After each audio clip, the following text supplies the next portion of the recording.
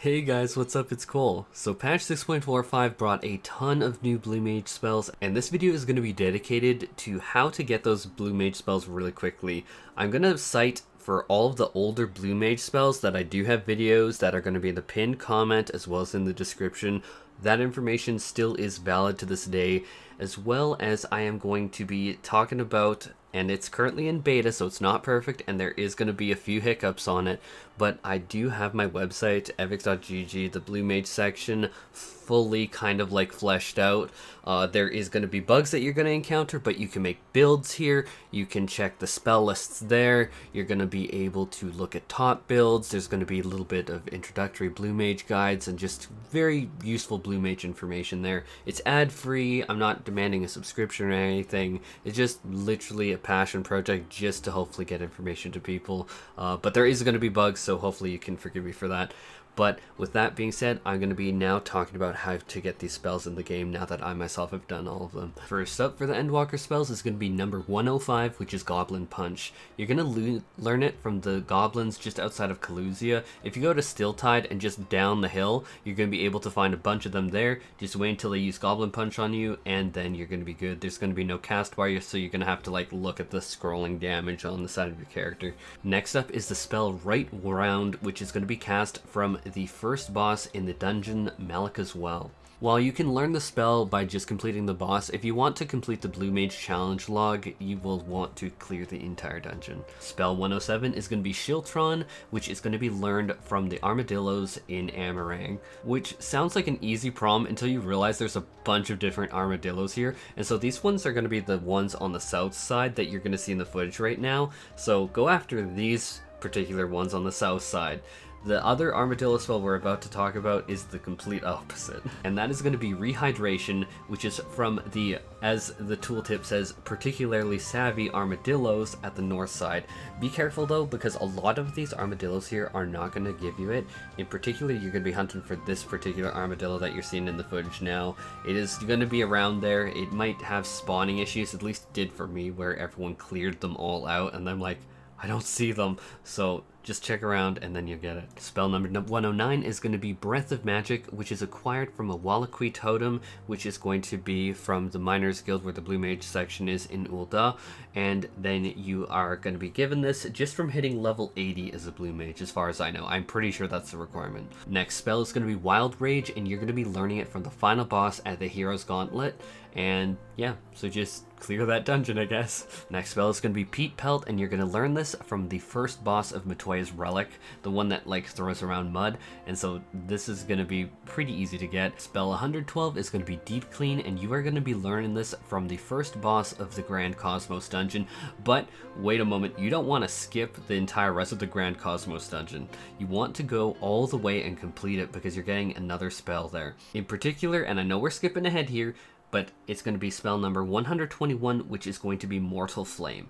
But do not just take the first boss and then regret it because you're going to be like, oh great, I need to go back. So clear out the full thing, get both spells. Spell 113, lucky number 113, is going to be Ruby Dynamics, and you obtain it from clearing the Cinderdrift trial. You don't need to clear the extreme version, the normal version. For any of these raids, any of these trials, is going to be more than fine. So don't worry about, do I need to do the extreme? Yeah, although I think that it'd be really cool to do so, and I think that they're in the Blue Mage log, so look forward to that. But to get the spell, just the normal's fine. Divination Rune is spell 114, and it is going to be acquired from defeating Titania on probably extreme 2, but normal mode. Now, similar to what we saw with that dungeon, Titania is going to give you a second spell, which is going to be number 124, being Mortal, which is the big capstone. It's a really, really big burst of damage. Spell 115 is going to be Dimensional Shift, which is going to be obtained by completing Eden's Gate Resurrection on normal mode,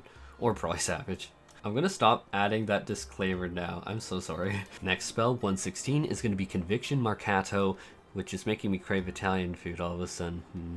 And it's going to be obtained by completing Mount Gulg. Specifically, it's going to be from the final boss. Spell 117 is going to be Force Field, and this, as far as I can tell, is from having at least 120 Blue Mage spells acquired. I just completed really the entire list, and then I went, picked up the Wallachui totem, and then I learned it. That was the only requirement as far as I know. So you technically can get all the spells without doing any of the Blue Mage quests, if I'm being super critical, which I think is kind of a healthy thing, because then you can do the quests with them, which is pretty poggers, right? Spell number 118 is going to be Winged Reprobation, which is going to be from the Crown of the Immaculate. And I just want to say that this is like one of the weirdest, creepiest like flavor texts ever. I read this and I'm like, what the frig?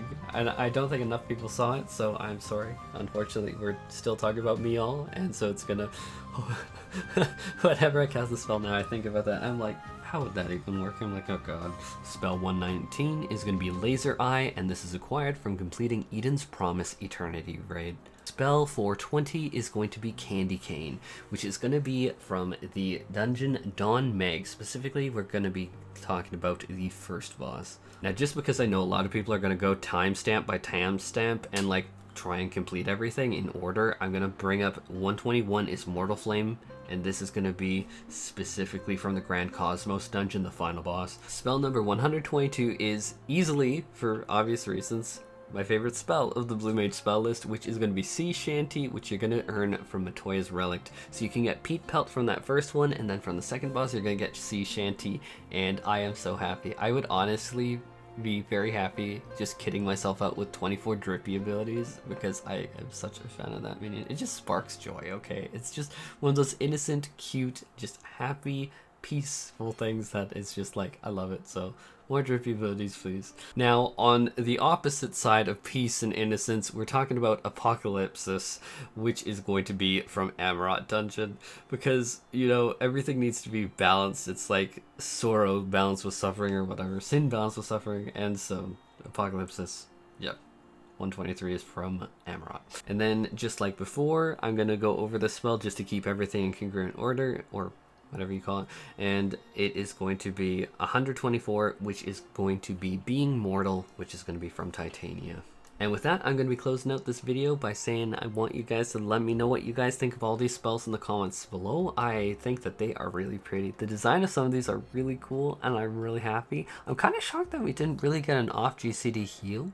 I kind of thought that we were, but alas, we did not. At least not yet. There's always the future. And I'm gonna remind everyone that if you want like build ideas, a build tool, a way to like convey your ideas to anyone else, check out my website. I do need to say, mobile view is totally bugged. I am working on it, guys. Unfortunately, CSS has always been a weak spot of mine, and so I'm working on it. I am going to be looking for bugs. I'm going to be looking for anyone to let me know their feedback. I'm going to try and improve it. It's been a really big passion project of mine, and I'm just like, sure, why not? Let's get it out of the dark. Let's start using it, and so hopefully people can be patient with me. With that being said, take care everyone, and I hope that you have a ton of fun in patch 6.45. A fantastic day. Also, I should say, cat daddy that subscribe button, because people miss that. Peace a cat out.